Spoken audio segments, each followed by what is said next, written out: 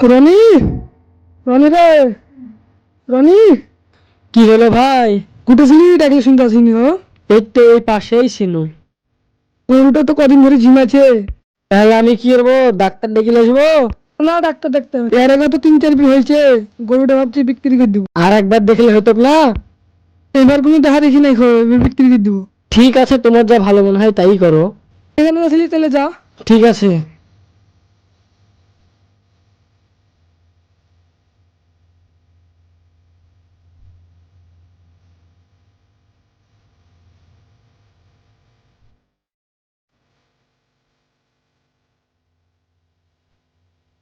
বাহ, আব্বা, এক খুশির খবর আছে, বাইরে আসো। কিরে, কি হলো? দেখো, আমি মেডিকেলে পাশ করে গেছি। আলহামদুলিল্লাহ, তাহলে তো ডাক্তারের স্বপ্নটা পূরণ হলো। হ্যাঁ আব্বা, আমার স্বপ্নটা পূরণ হলো আজ।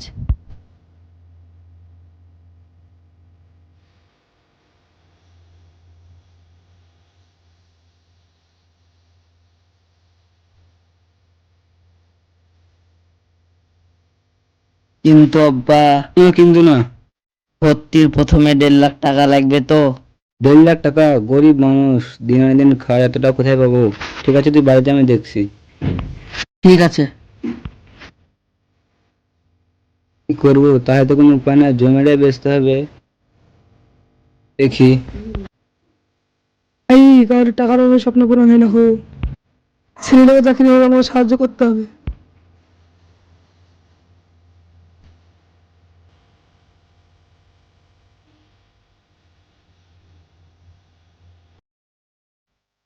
ছেলেটাকে তো এমনি টাকা দিতে হয়, তাও তো নিবে না হো। টাকা ধার দিলে তো নিবে না, ধার শোধ করা যাবে। কি করা যায়?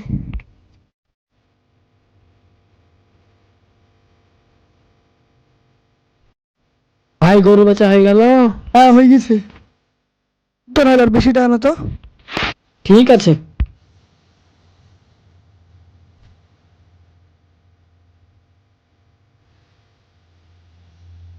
ভাই, আমার জমিটা বেচবো রে। তোর তো জমি নাই। গাছ মারা গাছ লাগাই, আবাদ করি, ওই জমিটাই বেচবো। টুক দিয়ে তো তোর সংসার চলে। এখানে কি নিয়ে আলোচনা আছে? বসেন বসেন। জমির আলোচনা হচ্ছে না, জমিটা বেচবো তো। আমি নিবো জমিটা। টাকা নিবো, 1,40,000 টাকা নিবো। কি? 1,40,000, 1.5 লাখ টাকা নিয়ে আমার বিকালে আমার সাথে দেখা হলো। ঠিক আছে, থাক তাহলে, চলি কেন? কিরে, কি আলোচনা চলো? জমির ব্যাপারে আলোচনা, টাকার বেশি গরম হয়ে গেছে। তোর 1,000 টাকার জমি 1.5 লাখ টাকা দিয়ে কিনলো। তাহলে তো ছোট ভাইকে বুঝতে হয়। এ রনি, শুন। কি হলো ভুল? তোর ভাইয়ের মাথা খারাপ হয়ে গেছে নাকি? 7 টাকার জমি 15 দিয়ে কিনছে। 7 টাকা জমি 15 টাকা দিয়ে কিনছে, তার মানে কি বলছিস? ভালো করে ভুল। 15,000 টাকার জমি ও কিনছে 1.5 লাখ টাকা দিয়ে। ঠিক আছে, তাহলে আমি ভাইয়ের সাথে কথা বলে দেখছি কি হয়। একে ধাক্কা। থাক তাহলে। হ্যাঁ হ্যাঁ। ভাই, ও ভাই, কিরে, কি হলো রে? তোমার টাকার খুব গরম হয়েছে নি? তুমি টাকা শুধু অযথা খরচ করে বেড়াছো। কেন, কি হয়েছে? ৭০,০০০ টাকার জমি তুমি 1.5 লাখ টাকা দিয়ে কিনেছো। কথা তো আগে শুনবি। আমি কিছু শুনবো না গো। তুমি জমির অর্ধেক অর্ধেক ভাগ করে দাও আমার নামে। কি বললি?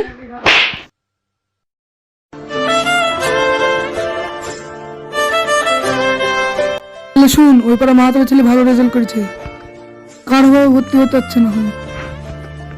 ঠিক আছে ভাই, আমার ভুল হয়ে গেছে।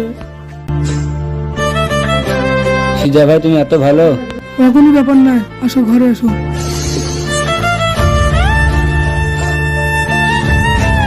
আসুন আমরা গরিব দুঃখী মানুষের পাশে দাঁড়িয়ে তাদের স্বপ্ন পূরণের সহযোগিতা করি।